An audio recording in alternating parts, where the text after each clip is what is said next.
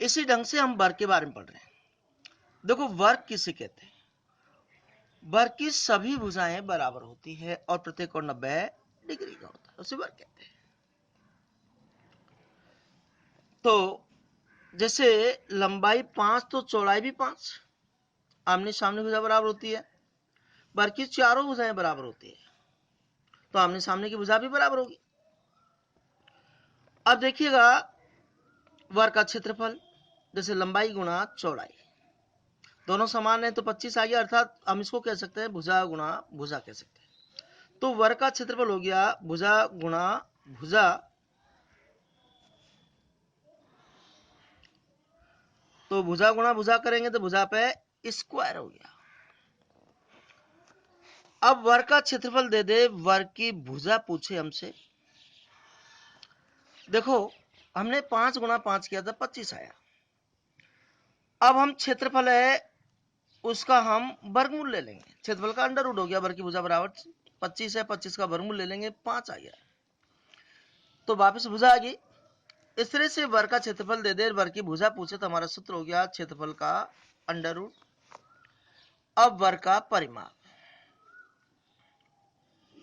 देखो परिमाप का मतलब होता है सभी भुजाओं का योग।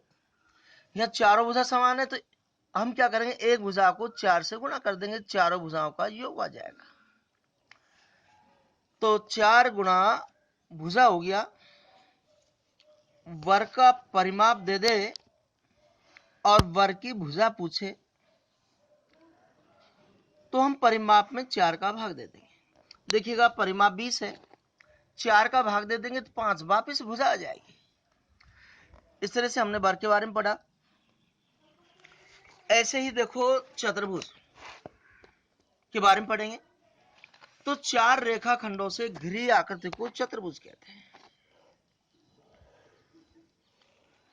ये चतुर्भुज है।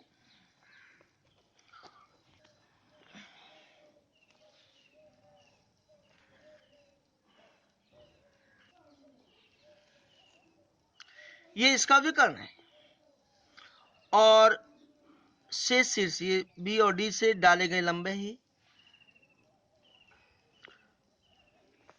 तो 4 रेखाखंडों से घिरी आकृति को चतुर्भुज कहते हैं। चतुर्भुज का क्षेत्रफल होता है 1/2 गुणा विकर्ण गुणा शेष शीर्षों से विकर्ण पर डाले गए लंबों का योग। ये विकर्ण हो गया। मान लिया जाए विकर्ण 20 सेमी का है।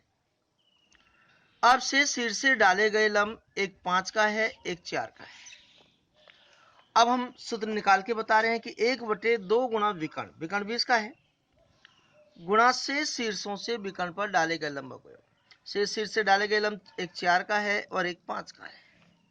तो 1/2 गुणा 20 गुणा 5 और 4 9, 2 से काट दिया 10 बार, 10 नाम 90 वर्ग सेमी। इस तरह से क्षेत्रफल आ गया। चतुर्भुज का क्षेत्रफल दे दे, विकर्ण हमसे पूछे तो विकर्ण निकालने का सूत्र है 2 गुणा क्षेत्रफल बटे में शेष शीर्षों से विकर्ण पर डाले गए लंबों का योग।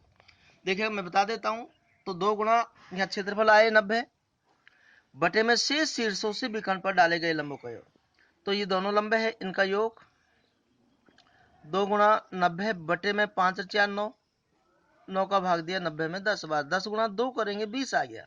इस तरह से देखो विकर्ण की नाप 20 सेमी आ गया। इसी तरह से हम शेष शीर्षों से विकर्ण पर डाले गए लंबों का योग ज्ञात कर लेंगे। देखो सूत्र है इसका 2 गुणा क्षेत्रफल बटे में विकर्ण, तो यहाँ 2 गुणा क्षेत्रफल है 90, विकर्ण है 20 सेमी का, 1 0 से 1 0 और 1 0 से 1 0, 9 आया। तो देखो यहाँ 4 और 5 दोनों का योग आ गया 9। हाँ जी, हाँ जी। समांतर चतुर्भुज का क्षेत्रफल आधार गुणा ऊंचाई होता है, लेकिन पहले समांतर चतुर्भुज के बारे में पढ़ा देता हूं। तो ऐसा चतुर्भुज जिसकी आमने सामने की भुजा बराबर हो उसे समांतर चतुर्भुज कहते हैं। इसका प्रत्येकोण 90 का नहीं होता है, अगर 90 का होता तो आयत हो जाता।